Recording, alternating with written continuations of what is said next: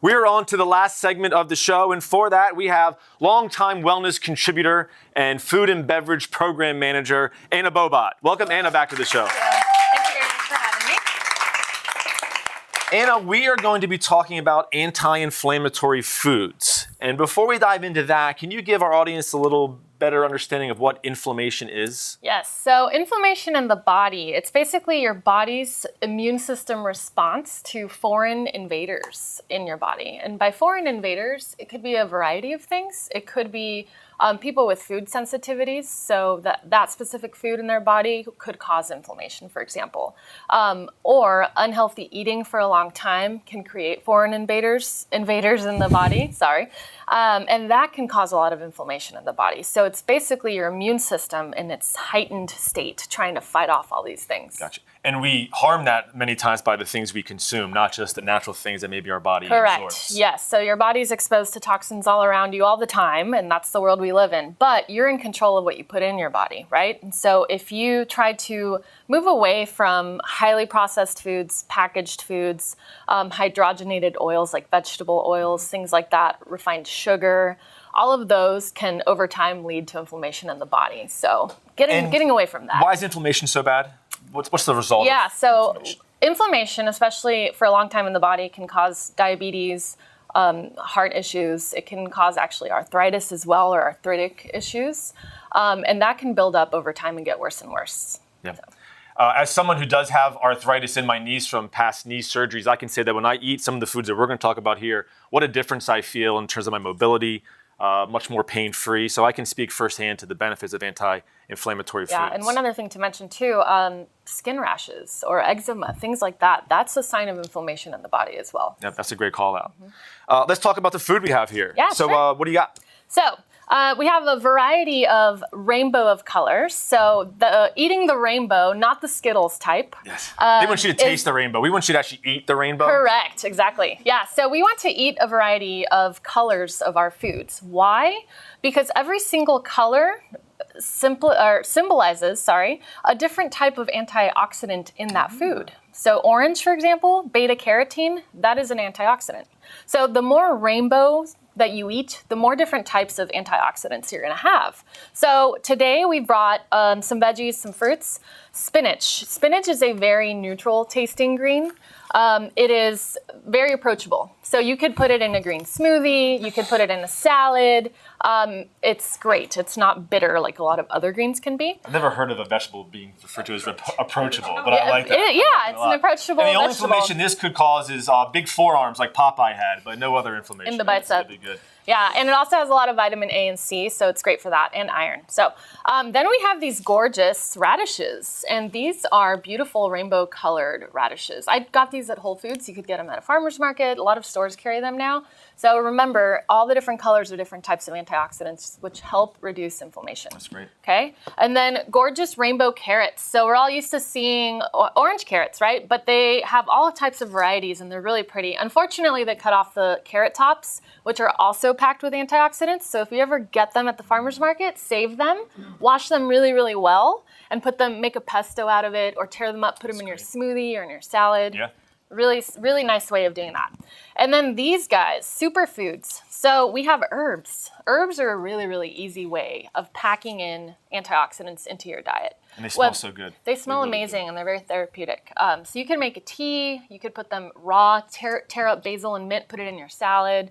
Put it in your water, anything like that.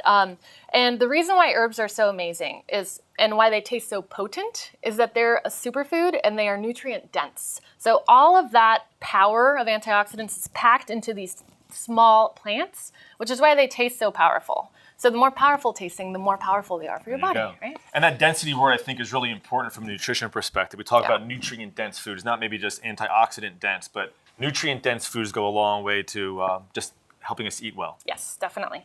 Then we get along to our berries. So different colored berries. Try to change it up. Berries are coming into season, so you'll see them in our cafes now.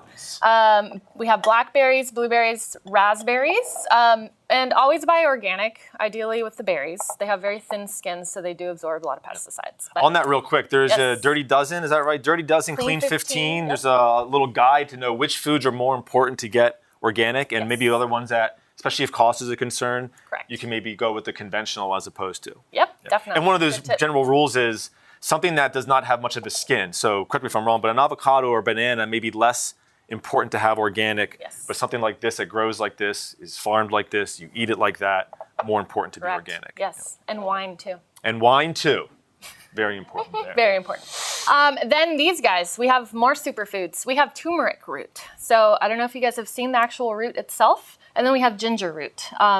Related, same family, way different taste. So ginger is tolerable to chew on raw if your knee is aching. It's actually therapeutic for I go to some. ginger often. Ginger's a lifesaver for me. Yes, or you could do a tea, or you could chop it up with a bunch of herbs and do a nice little crust on a fish or a shrimp or chicken or veggies, something like that.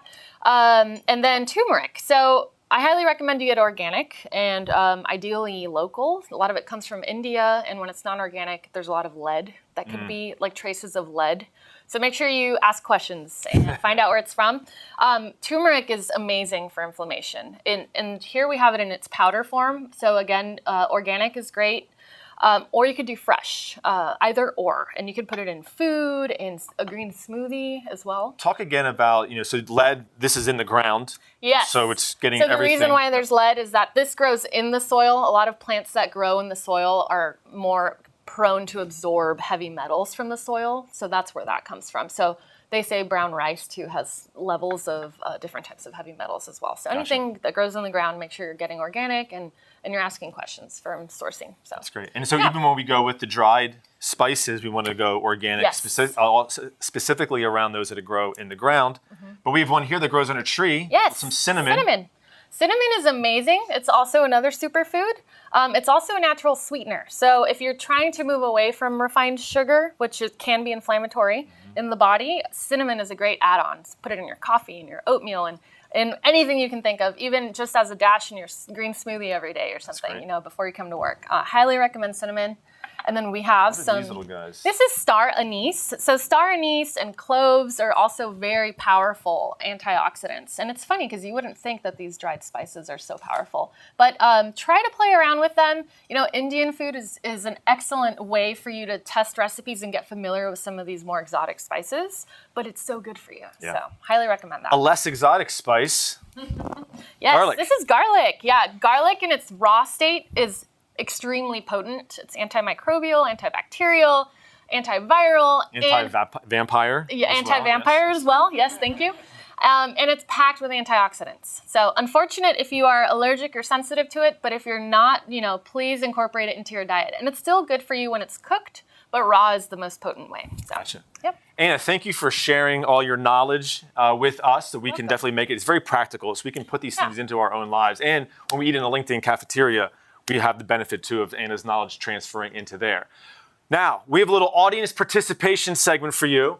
We are going to be displaying on our respective monitors various slides of foods and edible food-like substances. And we're going to have you, audience members, shout out whether you believe it is a healing item or an inflammatory item. Everyone cool on that? Pretty simple? All right, Let's take a look. Okay, guys. Let's see who paid attention. Herbs. Healing. I heard healing. Survey says?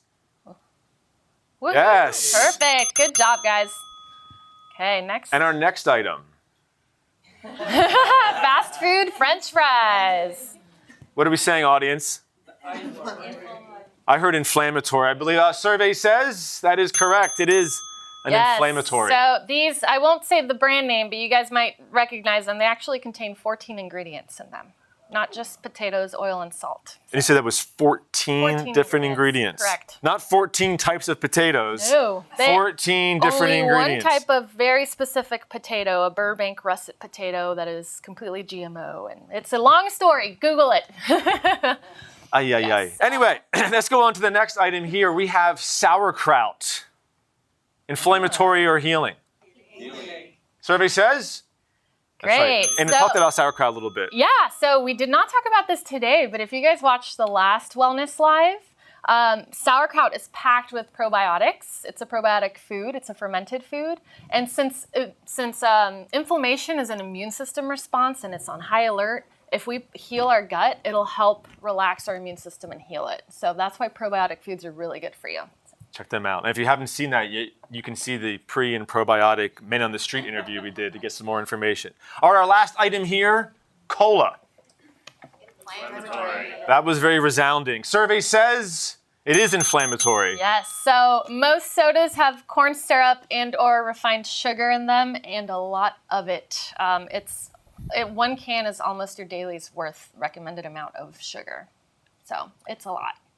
And if you do happen to enjoy a beverage of this nature, try to keep it minimal. And then as always, if you pollute, you must dilute. So follow that up with a little water, and maybe you can lessen the negative impact of those sorts of Everything in balance. edible food-like substances. Well, folks, that's going to bring our third episode of Wellness Live to a close. About a round of applause for our guests that came today, spend time with us. And keep it going for yourselves, for coming here and being part of this historic event. Thanks for watching at home, and we'll see you next time on Wellness Live.